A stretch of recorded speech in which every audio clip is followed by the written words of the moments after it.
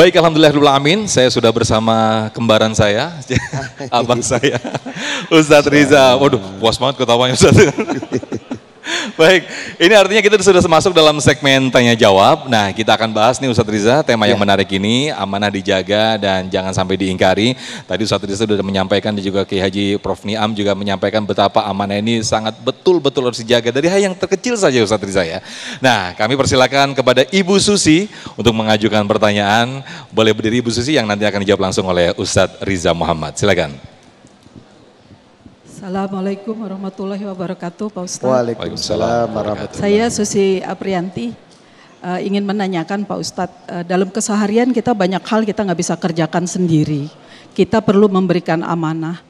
Bagaimana caranya memilih orang yang akan kita beri amanah agar kita yakin bahwa amanah kita nggak akan diingkari Ustadz.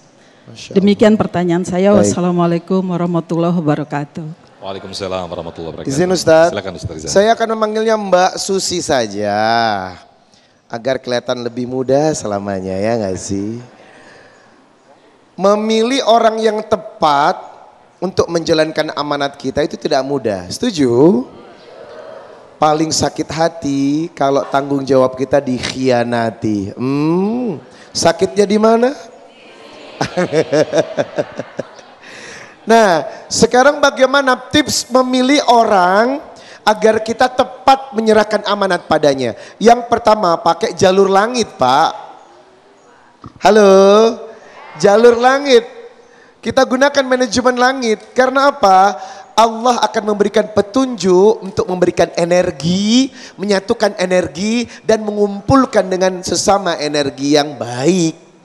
Itu kenapa in ahsantum li anfusikum. Kalau kalian baik, maka komunitas circle-nya pun akan dipertemukan dengan komunitas yang baik. Itu kenapa berusahalah rajut hubungan kita dengan Allah sebaik mungkin, Besti. Halo Ibu. Membangun relationship dengan Allah itu penting. Ketika Anda membangun hubungan dengan Allah sebaik mungkin, Anda sudah menempuh jalur langit, Besti. Kalau sudah jalur langit yang ditempuh, insya Allah minta petunjuk kepada Allah. Seperti orang mau menikah, sebelum memutuskan menikah, dia istikharah dulu, ya gak sih?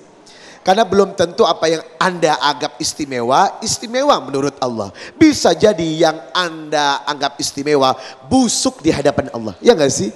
Itu kenapa butuh jalur langit dengan apa? Pendekatan hubungan dengan Allah. Orang yang dekat berhubungan dengan Allah, insya Allah balasannya pun kebaikan. Hal jazaul ihsan illal ihsan. Maka tips untuk menjatuhkan pilihan amanat kepada orang yang kita pilih, sholat dulu. Mendekatkan diri dulu kepada Allah. Ya Rob, bantu aku ya Rob. Istikharah ya Rob, untuk menentukan apakah orang ini tepat atau tidak. Ketika sudah sholat istikharah, insya Allah akan hadir bentuk keyakinan. Atau bahkan kalau minta mimpi, ya Allah tolong mimpikan aku. Kalau ada orang ini dalam mimpiku, berarti itu pilihanku tepat. Insya Allah jawabanmu benar. Karena mengutip pernyataan Ali bin Abi Thalib karramallahu wajhah. Apa kata Ali? Ketika aku mohon kepada Allah, doaku dikabulkan, aku bersyukur. Dan ketika aku mohon kepada Allah, doaku tidak dikabulkan, aku lebih bersyukur. Karena yang pertama adalah nafsuku, yang kedua adalah kehendak Tuhanku. Dan yang paling baik adalah mengikuti arahan dari Allah. Baik. Ada lagi Ustadz? Oh, sudah selesai? Masih ada durasi. Oke, silakan Ustadz. Kayaknya udah mau yang poin kedua nih sepertinya Ustadz. Sudah bisa belum? Masih ada satu poin lagi, silakan mau disampaikan, silakan Ustaz. Yang kedua, setelah melalui jalur langit adalah kita bisa melakukan observation, penelitian. Ibu atau Mbak Susi pasti punya instingnya gak sih?